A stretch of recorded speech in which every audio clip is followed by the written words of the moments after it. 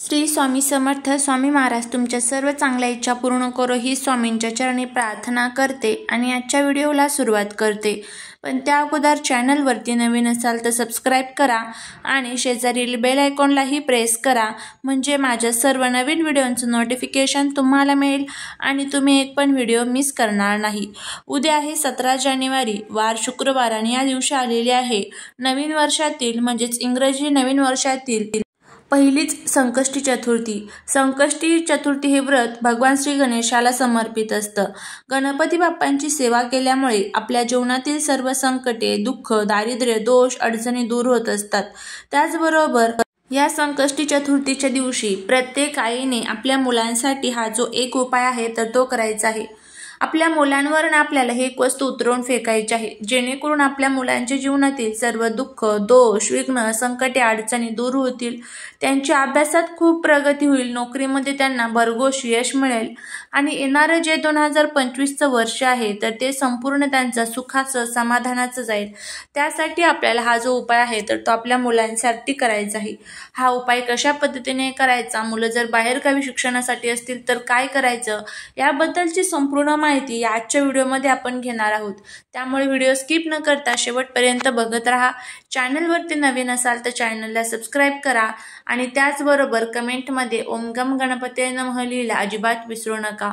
संकष्टी चतुर्थीचा जो प्रारंभ आहे तर शुक्रवारी 17 जानेवारीला पहाटे 4:05 होणार आहे आणि चतुर्थीची समाप्ती ही शनिवारी 18 जानेवारीला पहाटे 5:30 होणार आहे। संकष्टी चतुर्थीचे व्रत एक काम्य व्रत आहे। गणपतीला दुर्वा अर्पण करणे शुभ फलदायी मानले जाते। या दिवशी 21 दुर्वांची जोडी अर्पण केल्याने गणपती प्रसन्न होतात आणि भक्तांना सुख, समृद्धी आणि बुद्धी प्रदान करतात। धार्मिक पुराणांमध्ये गणपतीला बुद्धीचा देवता मानले जाते। दुर्वा अर्पण केल्याशिवाय गणपतीची पूजा पूर्ण होत नाही, अशी पूजेची पुण्यही आपल्याला लाभत नाही। त्यामुळे आपल्याला गणपतीला दुर्वा या आवर्जून अर्पण करायचे असतात। त्याचबरोबर संकष्टी चतुर्थीला जोपर्यंत आपण चंद्राचं दर्शन घेत नाही तोपर्यंत आपली ते जे चतुर्थीचं व्रत आहे तर ते पूर्ण मानलं जात नाही। त्यामुळे संध्याकाळी चंद्राची पूजा करून त्यानंतरच हे व्रत जे आहे तर ते सोडावं। चंद्रदर्शन घेऊन चंद्राला अर्घ्य द्यावे। गणपतीची आरती म्हणून जास्वंदीची फुले आणि दुर्वा वाहून उपवास सोडावा। उपवास सोडताना गणपतीला आवडणारे लाडू, मोदक असे पदार्थ नैवेद्यासाठी घेतले जातात। ही जी वर्षातील पहिली संकष्टी चतुर्थी आहे ही पौष महिन्यातील पहिली संकष्टी चतुर्थी आहे। त्यामुळे याला तीळ संकष्टी चतुर्थी या नावाने देखील ओळखलं जातं। या दिवशी गणपती बाप्पाने या चतुर्थीला आशीर्वाद दिलेला आहे की जो कोणी श्री या दिवशी व्रत करेल त्याच्या मुलांच्या जीवनातील, मुलींच्या जीवनातील सर्व दुःख, दारिद्र्य हे दूर करेल। हा आशीर्वाद गणपती बाप्पाने या चतुर्थीला दिलेला आहे।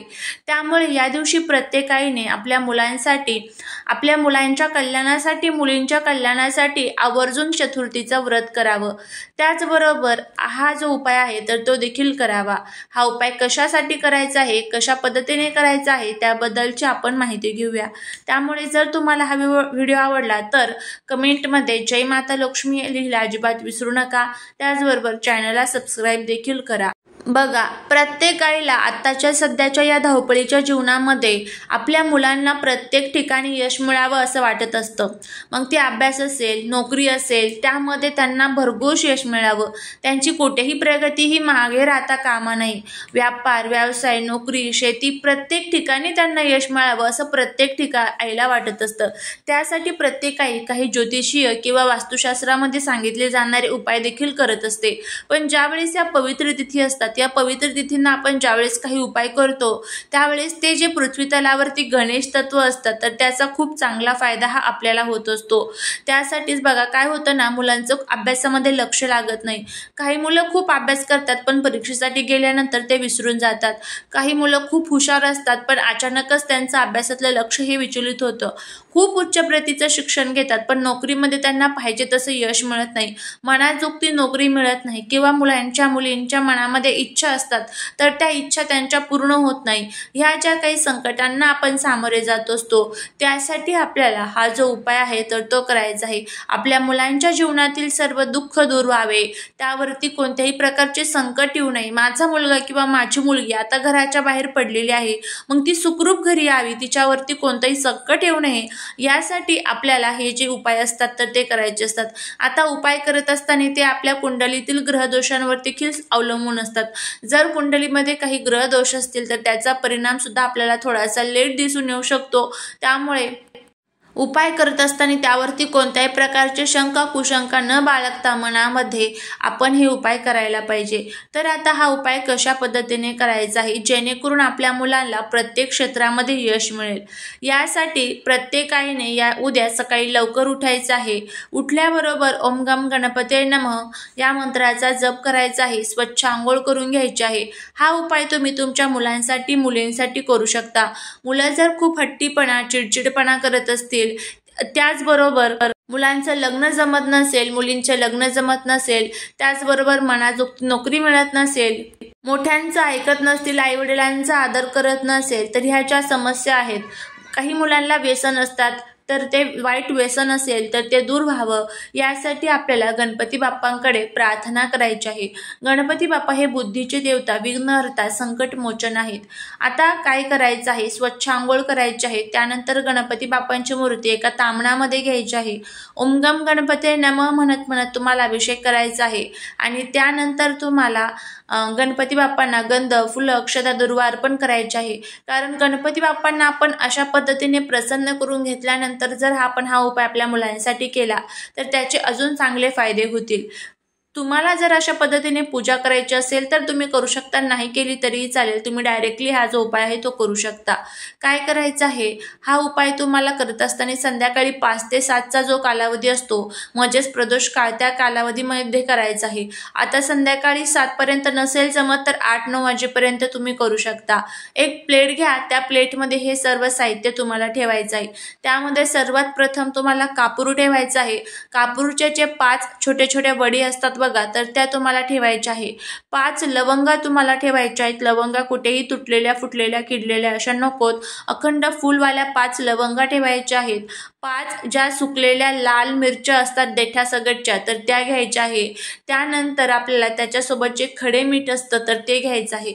ह्या सर्व वस्तू आपल्याला घ्यायच्या आहे। एका पेपरमध्ये किंवा प्लेटमध्ये या सर्व वस्तू तुम्हाला घ्यायच्या आहेत। या वस्तू घेतल्यानंतर आपल्या मुलांच्या डोक्याकडनं पायाकडे ह्या वस्तू तुम्हाला 7 वेळेस उतरवायच्या आहे आणि उतरवत असताना गणपती बाप्पांना प्रार्थना करून म्हणायचं आहे की माझ्या मुलांना जी कोणाची नजर लागलेली असेल, घरातल्यांची, बाहेरच्यांची, आईवडिलांची, आलेल्याची, गेलेल्यांची जी कोणाची नजर लागलेली असेल ती निघून जाऊ दे, त्यांना प्रत्येक क्षेत्रात यश मिळू दे, त्यांच्या जीवनातील सर्व संकटे दूर होऊ दे, अशी आपल्याला प्रार्थना करून 7 वेळेस ह्या वस्तू ज्या आहेत तर त्या उतरवायच्या आहेत।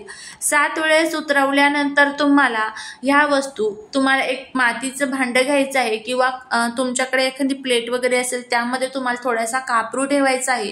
तो कापूर दिव्याच्या साहाय्याने प्रज्वलित करायचा, थोडासा जास्त घ्यायचा जेणेकरून ह्या ज्या वस्तू आहेत तर त्या जळतील।